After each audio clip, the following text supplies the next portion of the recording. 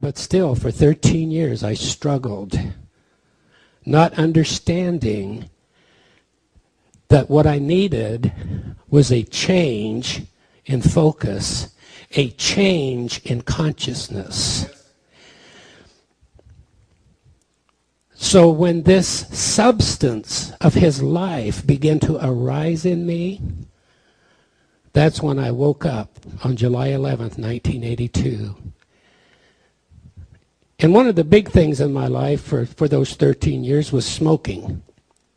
Now today, it probably wouldn't bother me at all, but back then is when I was in a lot of the holiness movements and things, and so I was told that I can't even you can't fellowship with God with sin in your life. And so I knew that wasn't true because I did it every day. I had a lot of sin, what we call sin, in my life for 13 years. Yet every day of my life, I started my day in fellowship with my Father. I started my day asking him for his guidance, asking him for enlightenment, asking him for the authority, the ability to become a son of God. But you see again, that's coming from the wrong consciousness. Because in truth, in reality, I already was a son.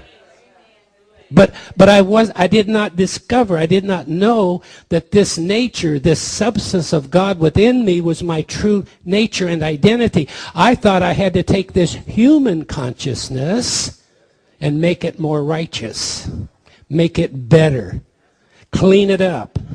Well, that's what religion does. Yes. But I found out that no matter how much that I was able to do, no matter how many sins I was able to overcome, I was always miserable because there was always something in my life that I needed to deal with. Because you cannot ever stand with a human consciousness and feel justified before God. But once that revelation comes, once the unveiling comes, my, what a difference. You know, the whole Bible is an unveiling of Jesus Christ, not just revelation. I often say, you know, brother, if you really want to know where Jesus Christ is, if you really want to have a revelation of him, you have to know where he is. And most people that get into the book of Revelation still have in their explanation a God up there somewhere who's waiting to come to earth. And when he does, you better look out. Because if you're a rascal, we've taken the whole book of Revelation and made it look like God was angry, he was mad, and he was coming with a vengeance. Yet the whole book of Revelation is about the unveiling of Jesus Christ. And he is in his holy temple. Now, you not only need to interpret the book of Revelation that way, you need to interpret the whole Bible that way. As an unveiling from Genesis to Revelation is an unveiling of Jesus Christ. But it's also an unveiling of the Antichrist. Two men being revealed in the Bible. Two men.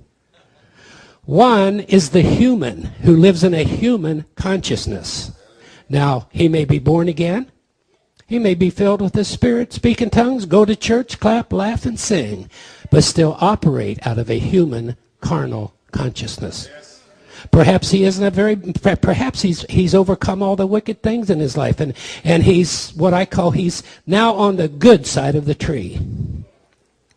It's still not what God is after.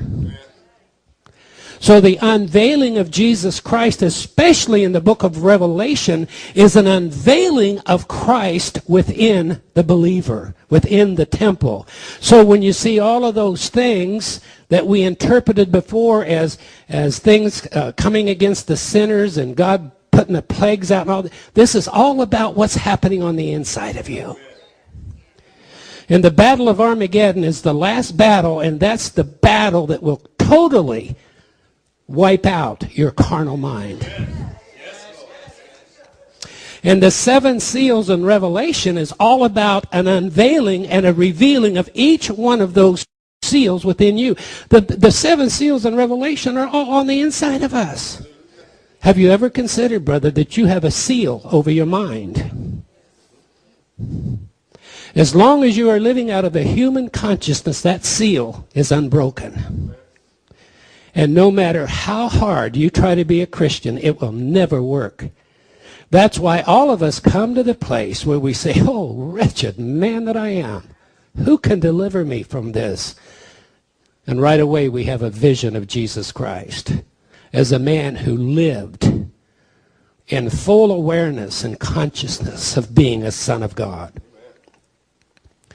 So that seal begins to break on in your mind. And then we do as the scriptures told us to do, we put on the mind of Christ. If you think for a moment, what do you suppose the mind of Christ was like? Now, let's go to Jesus. What was his mind like? Did he know sickness? Did he know disease? Did he know all of the things that we know in the natural? And the reason that he did what he was able to do is because when he seen something like that, he knew the truth. He knew that you weren't a cripple. He knew the truth. And so today there are people all over the world that are being awakened. A lot of people don't like that word awakened.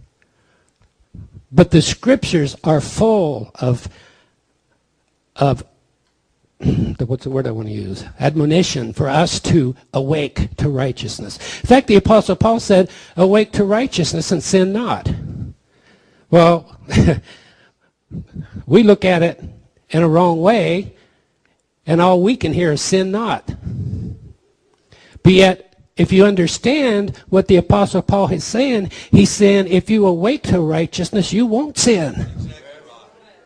Because when you awake to righteousness, you put on the mind of Christ. And then that seal that's over your mind is broken. And that's why all the warfare comes against the mind. Many of the trials, the tribulations, the heartaches, the hardships that come to you is to break down that natural mind until you realize that you have the mind of Christ and you can stand and you can live on this earth and walk in this earth with the mind of Christ. And then you're able to minister. And then that seal comes off of your throat. You've all had this experience. I had it for many years. That you may know these wonderful things and perhaps have experienced some wonderful things, but when you try to speak about it, you don't have the expression. Well, see, when that seal comes off of your throat, you're able to express all that he is. And you know that when you speak, there is no self-confidence, but there's just a knowing.